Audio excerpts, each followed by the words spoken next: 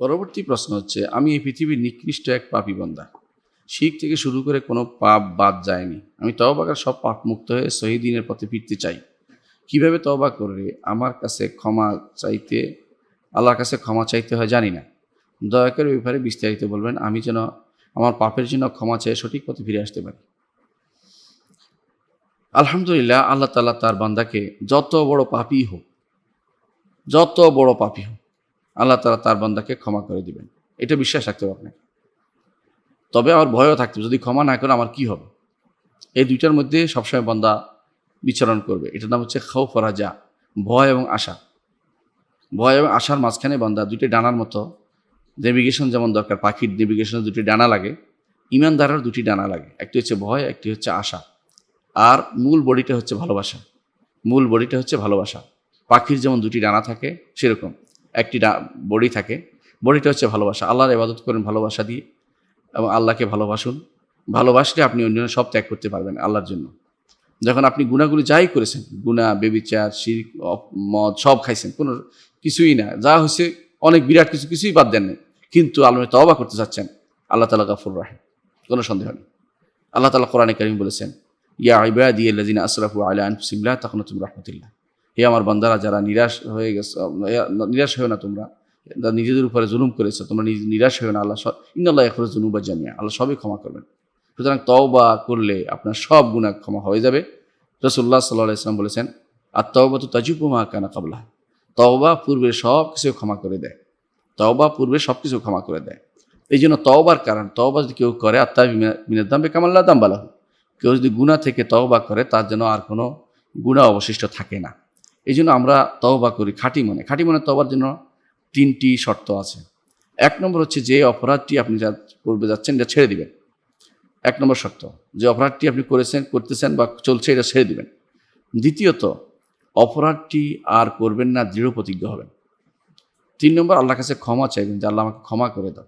এই 3টি কাজ আপনার চলতেই থাকবে। এইখানে যেই পরিবেশে আপনি আছেন, পরিবেশ থেকে সরে যাবেন, কারণ এই পরিবেশ থাকলে আবার গুনাহে পড়তে পারেন। যদি কেউ বেবিচারে পরিবেশ থাকে, সরে যাবেন, অন্য জায়গায় চলে যেতে হবে তাকে। এইখান থেকে সরে যেতে হবে। যেমনিভাবে 101 জন হত্যাকারী তার জায়গা ছেড়ে অন্যত্র চলে গিয়েছিল, কারণ পরিবেশ তাকে অনেক সময় খারাপ পথে নিয়ে যায়। এই জন্য আপনার জন্য উচিত হবে, যদি যেই পরিবেশে আপনি খারাপ অন্যায় কাজগুলো করেছেন, পরিবেশ ছেড়ে দিবেন, অন্য পরিবেশে যাবেন, ভালো লোকদের সাথে থাকবেন। ভালো লোকের সাথে আপনার ভালো কথাই মনে হবে। সালাত আদায়কারীদের সাথে থাকলে সালাত আদায় করবেন জামাতের সাথে, আপনি আর অন্যায় পথে আপনি পা বাড়াতে পারবেন না।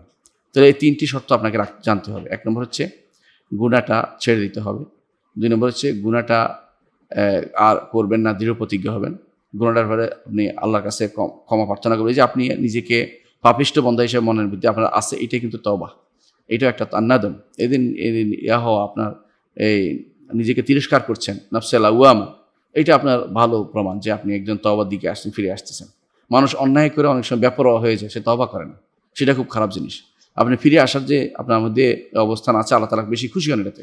হাদিসে রাসূলুল্লাহ সাল্লাল্লাহু আলাইহি ওয়াসাল্লাম বলেছেন, আল্লাহ তাআলা বান্দার তওবাতে এত খুশি হন, যে কোনো বান্দা যত পাপই করুক না কেন, যদি আনান আসসামা, আসমানের পর্যন্ত পৌঁছে যায় গুনাহ করতে করতে, তারপরেও যদি বান্দা তওবা করে, আল্লাহ তাকে ক্ষমা করে দিবেন।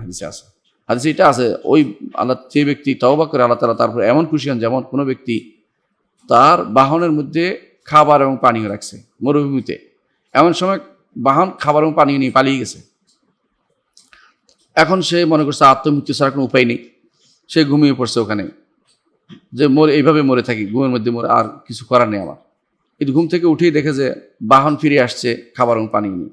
সে খুশি হয়ে বলে ফেললো, আল্লাহ তুমি আমার বান্দা, আমি তোমার রব। অর্থাৎ ভুল করে ফেলছে। এরকম আল্লাহ তাআলা ভুল করে না, তো আল্লাহ বেশি খুশি হন, এটা বলা উদ্দেশ্য। বান্দা যেমন খুশি হলে, অনেক সময় বেশি খুশি হলে ভুল করে বসে, খুশি হয়ে যায়, খুশির আতিশয্যে, আল্লাহ তাআলা সেই জন্য উদাহরণ দিয়ে দেখেছেন রাসূলুল্লাহ সাল্লাল্লাহু আলাইহি ওয়াসাল্লাম, আল্লাহ তাআলা এত বেশি খুশি হন বান্দা যখন তওবা করে ফিরে আসে। আপনি তওবা করে ফিরে আসবেন, আল্লাহ তাআলা খুশি হবেন আপনার উপরে।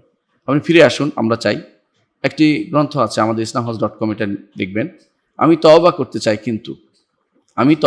চাই কিন্তু এই বইটি নামিয়ে নেবেন, পড়বেন।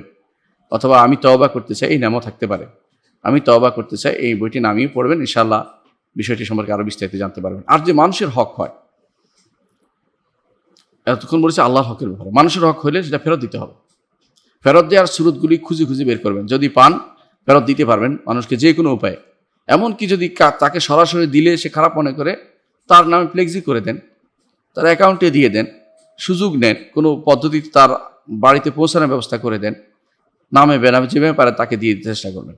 যদি এমন কারো হয় যাদের সম্পর্কে জানেন না, তখন তওবা করুন, ক্ষমা চান আল্লাহর কাছে। এক, দ্বিতীয়, আল্লাহর কাছে বলুন আল্লাহ যেন আপনাকে এই বিপদ থেকে উদ্ধার করে এবং হাসরের মাঠে যেন আপনার আমলগুলি, ভালো আমলগুলি, নেক আমলগুলি নিয়ে না যায়। এই জন্য আপনি তার আল্লাহর কাছে ক্ষমা প্রার্থনা করেন এবং আল্লাহর কাছে বলেন যে আল্লাহ যেন এই ব্যবস্থাপনা করে দেন, আল্লাহকে যে তিনি যেন ওই লোকটি যেন আমাকে ক্ষমা করে দেয় মৃত্যুর আগে হলেও। আর যদি এমন হয় যে আপনি ইচ্ছা করলে কোনো টাকা পয়সার বিষয় হয়, তাহলে আপনি এই টাকা পয়সার বিষয়টা তাকে পৌঁছাবেন। না হয় সেটা যদি কোনো দেওয়ার কোনো সুযোগ না থাকে, তাহলে সেটা অতটুকু পরিমাণ বা একটু বেশি পরিমাণ সদকা করে দিবেন ওই লোকের নামে। আবার যদি কোনোদিন দেওয়ার সুযোগ থাকে দিয়ে দিবেন অতিরিক্ত, কিন্তু আগে সদকা করে নিজেকে মুক্ত করার চেষ্টা করবেন। আশা করি আপনি বিষয়টি বুঝতে পেরেছেন। আল্লাহ আমাদেরকে তওবা করে তার সঠিক পথে ফিরে আসার তৌফিক দান করুন, আমাদেরকে তার দ্বীনের উপর অটল রাখুন এবং এই তওবা যেন খাঁটি তওবা হয়, সেটা যেন আমাদের আল্লাহ তাআলা নসিব করেন। এই দোয়া আপনার জন্য করছি, নিজেদের জন্য করছি, আল্লাহ যেন কবুল করেন। আমিন।